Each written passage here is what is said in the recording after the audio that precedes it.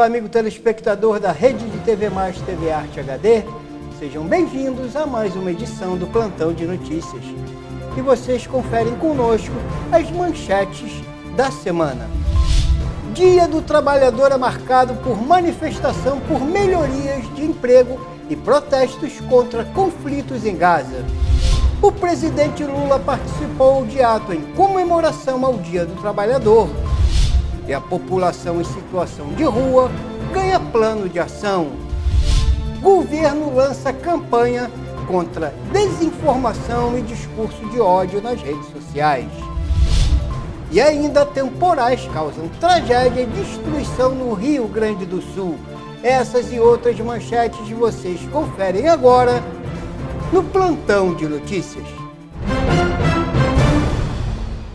O Dia do Trabalhador no mundo foi de manifestações por melhorias no emprego, mas também de protestos contra conflitos na faixa de Gaza.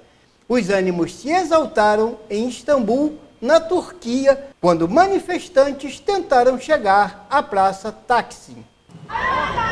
Em Taipei, capital de Taiwan, o aquecimento global deu tom. Os manifestantes cobraram adaptações principalmente para quem trabalha exposto ao clima extremo. Nas Filipinas, os grandes sindicatos uniram forças para pressionar o governo a criar leis que obriguem as empresas a cumprirem normas de segurança e aumento nos salários. Os ânimos se exaltaram em Istambul, na Turquia, quando os manifestantes tentaram chegar à Praça Taksim, em desobediência ao presidente Recep Tayyip Erdogan, que proibiu aglomerações no local. Em Nazaré, a maior cidade árabe de Israel e onde Jesus passou a maior parte da vida, segundo os cristãos, o dia foi para pedir o cessar-fogo na faixa de Gaza e o fim do genocídio. Uma instalação artística com a figura do primeiro-ministro Benjamin Netanyahu atirando pedras num trabalhador fez parte da passeata. Em Beirute, no Líbano, as temáticas se misturaram. A marcha foi contra a crise econômica que assola o país e que arrastou 75% das pessoas para a pobreza. E houve manifestações também em apoio à faixa de Gaza e contra Israel. Os gregos tomaram as ruas de Atenas, berço da democracia, em nome da retomada das negociações coletivas, que, segundo os manifestantes, dão mais força ao trabalhador. Eles pediram ainda uma Palestina livre e lembraram os universitários que estão sendo reprimidos e presos pela polícia por protestarem contra a guerra. O 1º de maio, como Dia do Trabalhador, tem origem num movimento pela redução da jornada de trabalho em Chicago, 138 anos atrás. Mas foram os franceses que, mais de 30 anos depois, resgataram a data, a transformaram em feriado e foram seguidos por outros países. E o presidente Lula participou de ato em comemoração ao Dia do Trabalhador. No evento, assinou o decreto que isenta o imposto de renda para quem recebe até 2 salários mínimos. E garantiu que não haverá desoneração da folha de pagamento para ricos e minimizou os atritos com o Congresso. Acompanhe. Historicamente, o feriado de 1º de maio surgiu como um dia de luta por melhores condições de trabalho. Um século depois da criação da data, as reivindicações continuam. O presidente Lula participou do evento e assinou 2 decretos. Um que estabelece o convênio e recomendação do trabalho decente para empregados domésticos e outro que sanciona a isenção do imposto de renda para quem recebe até 2 salários mínimos. Que a gente vai despenalizar as pessoas de classe média que pagam muito e fazer com que o muito rico pague um imposto de renda nesse país, porque só o pobre que paga. Nessa proposta de imposto de renda, todo o alimento da cesta básica será desonerado e não terá imposto de renda sobre comida do povo trabalhador desse país. Lula reforçou o compromisso de campanha de isentar do imposto de renda quem ganha até R$5.000 e falou sobre o veto ao projeto de desoneração da folha de pagamento.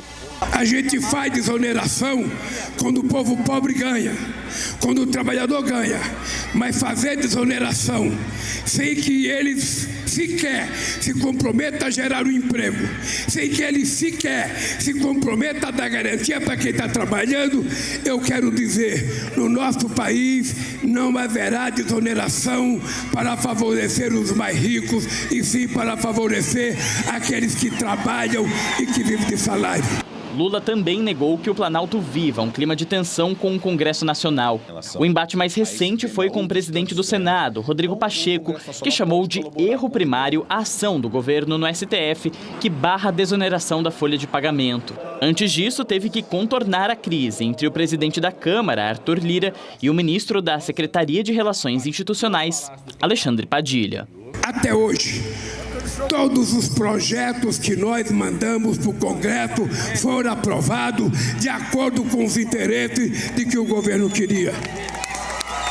E isso por competência dos ministros, por competência dos deputados que aprenderam a conversar ao invés de se odiarem. Já o ministro do Trabalho, Luiz Marinho, destacou a Lei de Igualdade Salarial entre Homens e Mulheres, aprovada no ano passado, e garantiu que o Ministério vai fiscalizar mais de 200 empresas que se recusaram a apresentar o relatório de transparência salarial. E agora uma medida importante no Rio de Janeiro. O estado, a segunda cidade do país com maior população de rua, começou a implementar o plano, abre aspas, Ruas Visíveis, uma iniciativa que prevê ações de auxílio a pessoas que vivem em situação de alta vulnerabilidade em todo o país. Uma iniciativa que prevê ações de auxílio a pessoas que vivem em situação de alta vulnerabilidade. Em todo o país, o investimento será de 982 milhões. O Rio de Janeiro será a primeira cidade a executar o plano, que está previsto para acontecer em todas as capitais do país, além do Distrito Federal. O termo de compromisso foi assinado em uma cerimônia no Museu de Arte do Rio, que teve a presença do ministro dos Direitos Humanos e da Cidadania, Silvio Almeida. O que nós estamos construindo com esse plano são as portas de saída da rua. É preciso ter portas de saída. As pessoas têm que ser tratadas com dignidade, precisam ser mantidas vivas. Esse plano, portanto, é um plano de transição. É um plano que tem como seu núcleo central a habitação. E a habitação com direitos, como determinam as leis desse país. Estudo do Observatório Nacional dos Direitos Humanos mostra que o número de pessoas em situação de rua inscritas no Cadastro Único quase dobrou de 2018 a 2023, chegando a mais de 220 mil em todo o país. Os municípios com maior número de pessoas nessa situação eram São Paulo, Rio de Janeiro, Belo Horizonte e Salvador. O perfil dessa população é majoritariamente masculino, adulto, negro, sabe ler e escrever e já teve a carteira assinada. E o governo federal lançou a campanha contra a desinformação e o discurso de ódio nas redes sociais.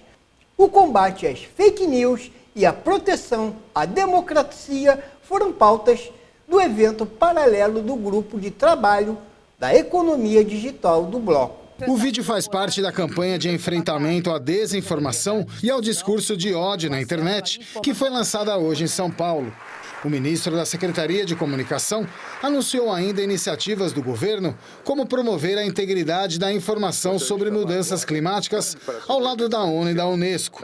Paulo Pimenta defendeu a regulamentação das plataformas digitais.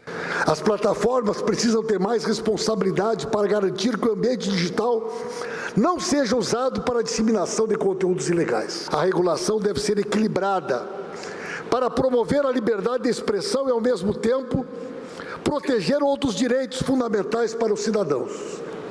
Entendemos que a União Europeia e o Reino Unido são referências importantes de legislação recente que vão nessa direção e devem inspirar os debates globais. E uma dessas tecnologias que está na mira das preocupações é a inteligência artificial.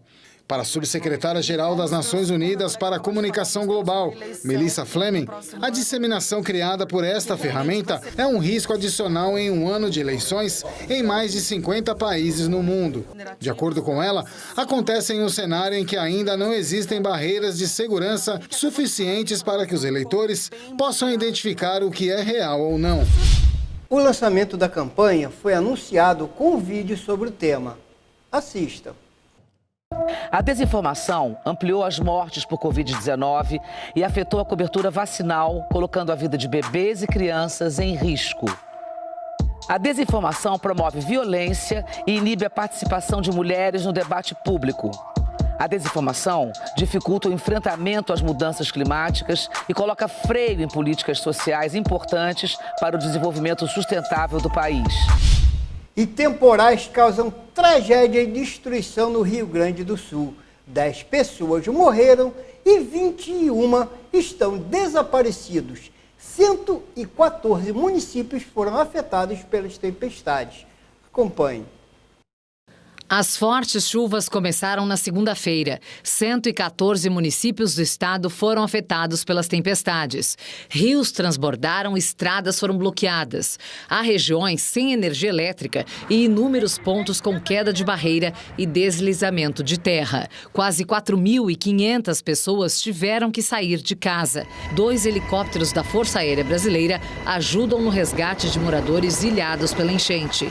Em Candelária, uma família foi içada de uma casa com risco de desabamento. A força da água destruiu uma ponte de concreto quando a prefeita de Santa Teresa, Gisele Calmo, gravava um vídeo.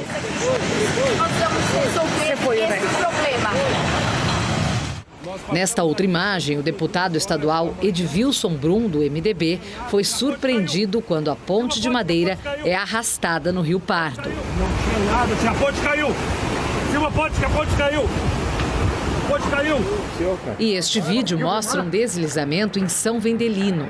A Defesa Civil do Estado afirmou que há 2 desaparecidos. O governador do Rio Grande do Sul, Eduardo Leite, pediu urgência ao governo federal.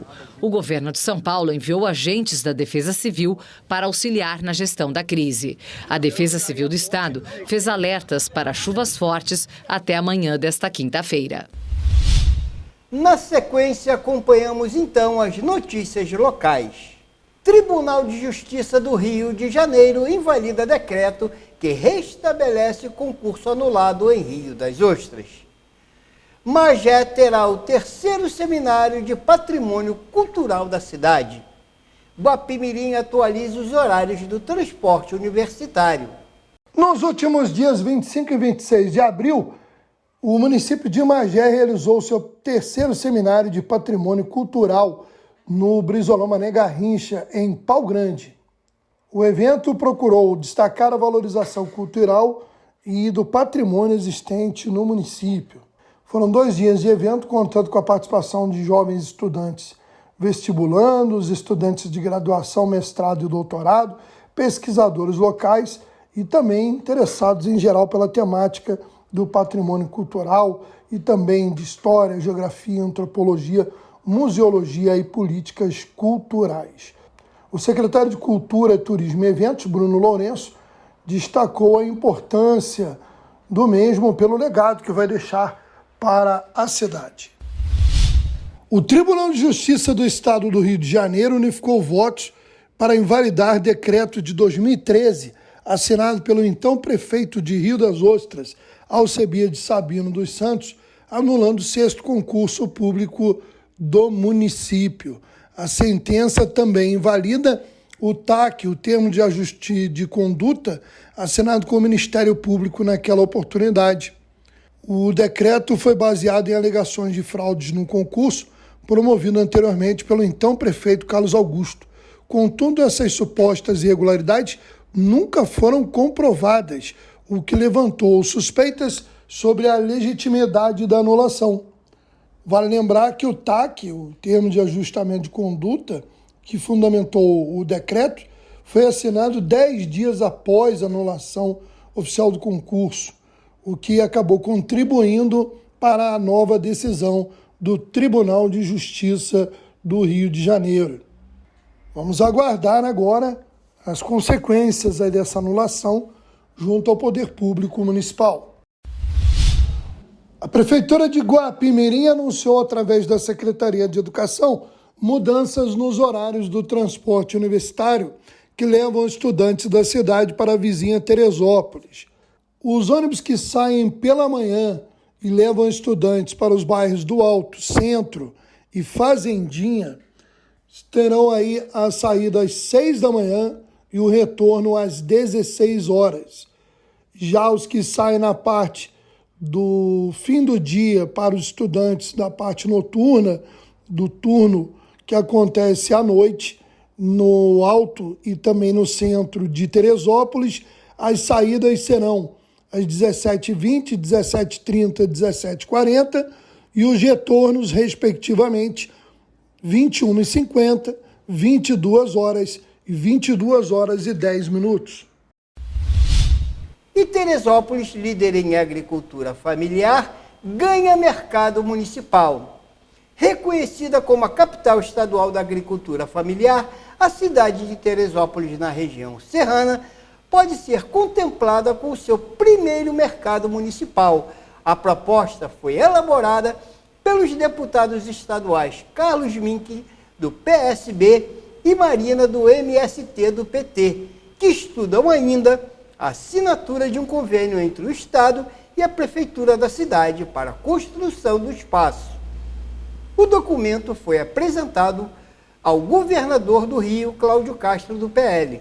O projeto visa beneficiar os pequenos produtores regionais e deve contar com recursos provenientes do Programa de Trabalho voltado para a garantia do acesso do agricultor ao mercado institucional. O programa integra o orçamento público do Estado. Você confere agora conosco a previsão do tempo. No Sudeste, o calor se intensifica e pode, no Rio de Janeiro, ultrapassar os 39 graus centígrados. Acompanhem com o Clima-Tempo. A região do Sudeste tem ainda muito sol, poucas nuvens, muito calor no período da tarde, a umidade relativa do ar em áreas do Oeste e Norte paulista, como Presidente Prudente, Ribeirão Preto, São Carlos, ainda devem ficar abaixo dos 20%. Ou seja, a atenção à hidratação deve ser redobrada porque o ar seco continua. Falando de esportes, vamos falar também da Copa do Brasil. O Flamengo e o Vasco enfrentaram adversários e o placar foi positivo, com vitória e empate. Confira. O futebol do Rio de Janeiro entrou em campo na noite dessa quarta-feira pela Copa do Brasil. O Vasco da Gama jogou fora de casa, foi muito pressionado, mas conseguiu segurar um empate em 0-0 com o time do Fortaleza na capital cearense. O Vasco agora decide a vaga em casa, mas é lógico que nada está definido, pois o Fortaleza também é equipe de Série A e de muita qualidade, tanto que teve as melhores oportunidades nesse primeiro jogo. Já o Flamengo fez o que todo mundo esperava, mais ou menos, né? Porque venceu o jogo, só que não jogou muito bem e não fez o placar que todos esperavam. O Flamengo e Amazonas, uma diferença absurda de estrutura, de torcida, de poder aquisitivo, e o Flamengo ganhou com um golzinho solitário de Pedro no primeiro tempo. Apenas 1-0, que faz com que o Flamengo tenha que levar aí, né, o seu time principal para o jogo da volta em Manaus para não correr o risco de ser surpreendido. O Flamengo previa abrir uma vantagem folgada no primeiro jogo para, de repente, poupar jogadores na volta. 1-0 apenas já melou um pouco esse planejamento do técnico Tite e sua comissão. Inclusive, por conta disso, o time saiu bastante vaiado de campo. A torcida rubro-negra, que compareceu mais uma vez em grande número, ficou bastante insatisfeita com a atuação da equipe. Bom, agora nós vamos voltar ao Rio de Janeiro do governo do estado. Não bastassem os problemas que já vive o nosso estado do Rio de Janeiro, vem aí mais uma pauta bomba que vocês acompanham agora. Na Alerj, uma CPI quer investigar a falta de transparência do governo do estado. O governador Cláudio Castro poderá voltar a ter dor de cabeça com os deputados na Assembleia Legislativa do Estado do Rio de Janeiro.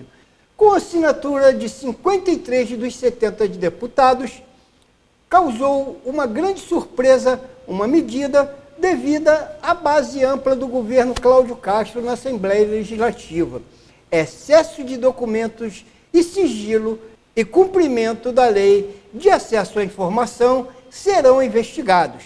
O requerimento pela criação foi publicado em edição extra do Diário Oficial na noite de segunda-feira, dia 29, com as 53 assinaturas dos deputados, o que provocou surpresa, porque a base aliada do governo Cláudio Castro do PL na Assembleia é ampla. Os parlamentares desconfiam da quantidade de processos e documentos que estão sob sigilo no Sistema Eletrônico de Informações, criado justamente para disponibilizar os dados do governo do Estado. Uma declaração do X, antigo Twitter, o deputado Alan declara, abre aspas, se preparem porque o Rio de Janeiro vai passar por uma turbulência jamais vista antes. Tem gente brincando com a vida das pessoas e achando que não farei o que precisa para ser feito. Se tem uma coisa que não sou, é ser covarde. Fui o primeiro cidadão sem mandato a protocolar o impeachment do então ex-governador Witzel. Passei 1 ano e meio debruçado dia e noite, levando junto com a minha equipe de auditores todos os esquemas de corrupção. A CPI é o passo seguinte desse grande trabalho que vai desmontar esses esquemas, fecha aspas, disse então o deputado Alan, que também é autor que protocolou a iniciativa da CPI. Bom, gente, como vocês podem ver, nós temos aí outras ações com propostas de abertura de CPI, aquela da CEPERJ, que nós temos noticiado aqui largamente no plantão de notícias. Agora, essa novidade aí de uma nova CPI. Realmente, o governo do Estado do Rio de Janeiro vive momentos infelizes. E assim nós vamos nos despedindo de mais um plantão de notícias, trazendo para vocês tudo o que é pertinente à notícia das nossas cidades. Muito obrigado à nossa equipe técnica e obrigado a você também que nos acompanha através das redes sociais. Em breve, novas informações no plantão de notícias.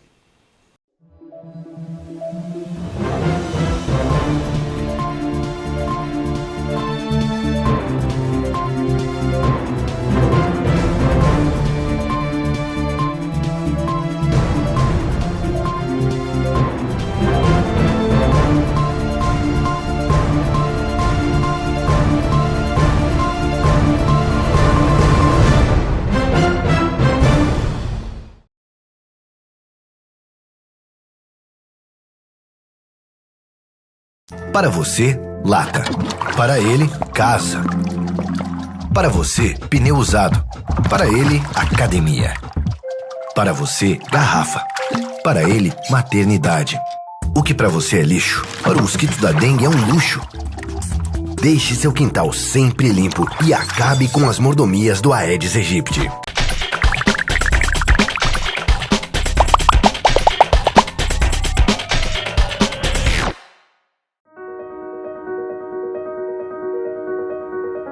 Vem pra Terê.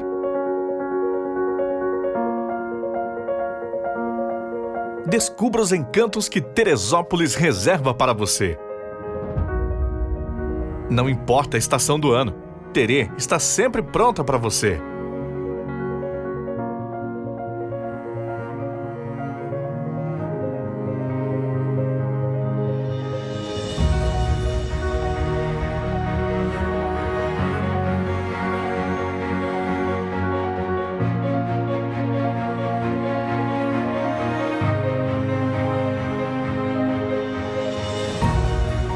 Estação Família.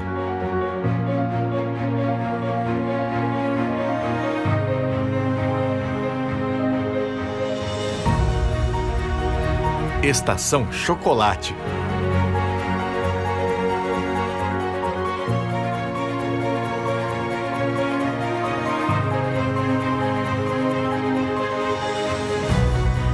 Estação Aventura, a capital nacional do montanhismo.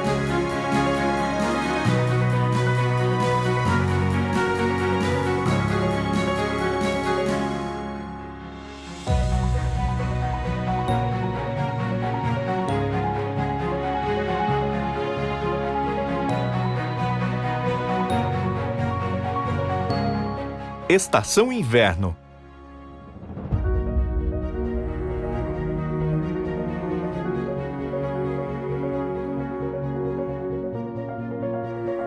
Estação Cerveja.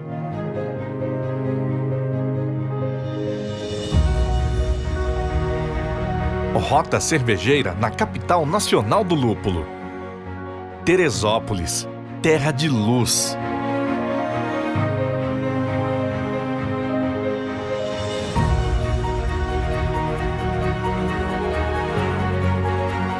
Vem pra Terê, Prefeitura de Teresópolis.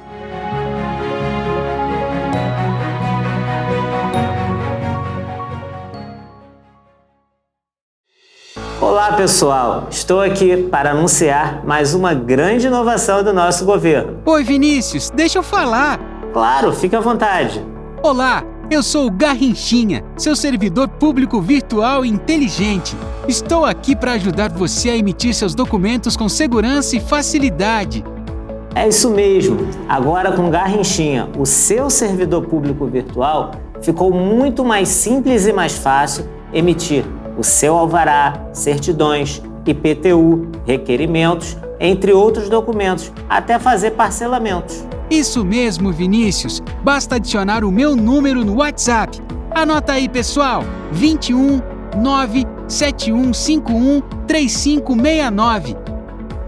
Garrinchinha, você também está presente no nosso site, não é isso mesmo? Correto, Vinícius. Basta digitar magé.rj.gov.br e acessar o chat que dou aquela ajudinha para agilizar os seus documentos. Pessoal, o Garrinchinha é tão inteligente que basta mandar uma mensagem de voz e ele entende a sua solicitação.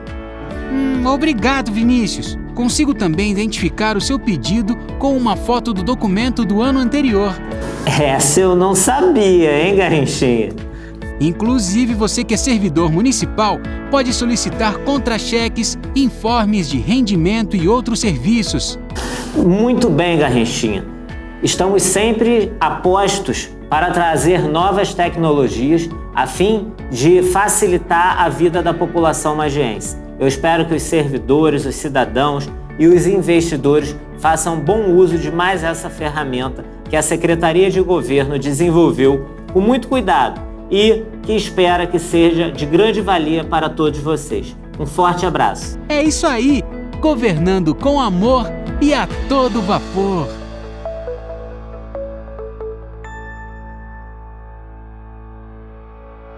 Olá, magéense! Eu sou o Garrinchinha, o assistente virtual da Prefeitura de Magé. Completei o meu primeiro aniversário. Parece pouco, mas não é. Já fiz mais de 500 mil de atendimentos.